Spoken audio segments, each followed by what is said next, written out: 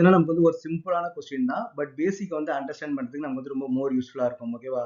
So இங்க நமக்கு வந்து என்ன ஈக்குவேஷன் கொடுத்துருக்காங்கன்னு பார்த்தீங்கன்னா 2NO பிளஸ் நமக்கு என்ன கொடுத்தாங்க Br2 இதில் நமக்கு என்ன ஃபார்ம் ஆகுது பார்த்தீங்கன்னா 2NOBr வந்து நமக்கு வந்து ஃபார்ம் ஆகுது. ஓகே 2NOBr வந்து ஃபார்ம் ஆகுது.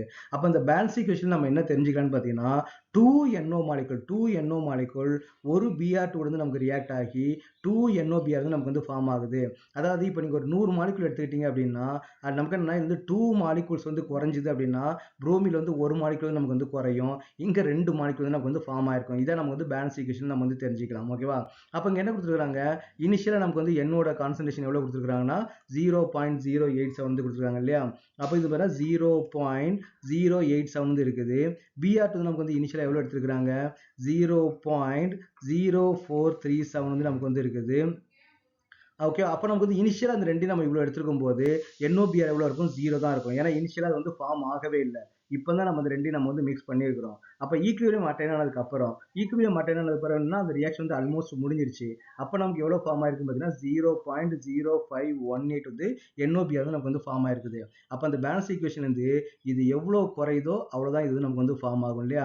அப்போ நமக்கு வந்து இதுல இருந்து எவ்வளோ குறைஞ்சிருக்கும் NO அப்போ என்னோட கான்சன்ட்ரேஷன் நமக்கு டிட்டர்மைன் பண்ணுறதுக்கு 0.087லேருந்து இந்த வேல்யூ வந்து நீங்கள் மைனஸ் பண்ணலாம் 0.0518. அது இது எவ்வளோ ஃபார்ம் ஆயிருக்குதோ அந்த அளவுக்கு இது வந்து நமக்கு வந்து குறைஞ்சிருக்கும். அப்போ நம்ம இதை மைனஸ் பண்ணால் நமக்கு என்ன கிடைக்கும் 0.087 மைனஸ் 0.0518. அப்போ நமக்கு என்ன வருதுன்னு பார்த்தீங்கன்னா 0.0352. அப்போ NOவோட கான்சன்ட்ரேஷன் நமக்கு ஈக்குலிபிரியத்தில் எவ்வளோ இருக்குன்னு பார்த்தீங்கன்னா இவ்வளோ கான்சன்ட்ரேஷன் இருக்கும். மீதி எல்லாம் நமக்கு வந்து ரியாக்ட் ஆயிருக்கும். அப்போ புரோமினோட கான்சன்ட்ரேஷன் நமக்கு வந்து எப்படி கண்டுபிடிக்கலாம்? அப்போ இனிஷியலாக 0.0437 வந்து இருந்திருக்குது. அப்போ நமக்கு என்ன ஆகும் இங்கே NOBr வந்து எவ்வளோ ஃபார்ம் ஆயிருக்குதோ அதில் பாதி தான் இது வந்து நமக்கு வந்து டிக்ரீஸ் ஆயிருக்கும். அப்போ 0.0518/2 அது வந்து பாதி தான் நமக்கு வந்து டிக்ரீஸ் ஆயிருக்கும். அப்போ நமக்கு என்ன வரும் 0.0437 மைனஸ் 0.0518/2 நமக்கு எவ்வளோ பார்த்தீங்கன்னா 0.0259 வந்து நமக்கு வந்து வருது. அப்போ வாட் இஸ் த வேல்யூ இது ரெண்டையும் நம்ம செப்பரேட் பண்ண நமக்கு என்ன வேல்யூ கிடைக்கும்?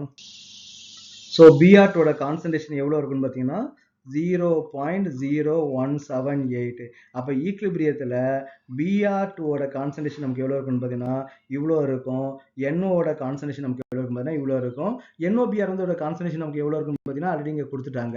அப்போ இதை வச்சு நீங்கள் என்ன பண்ணலாம் KC கூட நீங்கள் வந்து ட்ரை பண்ணி பார்க்கலாம். அப்போ மூணுமே ஈக்குலிபிரியத்தில் வந்து அதோட கான்சன்ட்ரேஷன் கிடைச்சிருச்சு. நீங்கள் ப்ராக்டிஸ் பண்ணுறதுக்காக நம்ம என்ன பண்ணலாம் கொஞ்சம் KC கூட நீங்கள் கண்டுபிடிச்சு பார்க்கலாம்.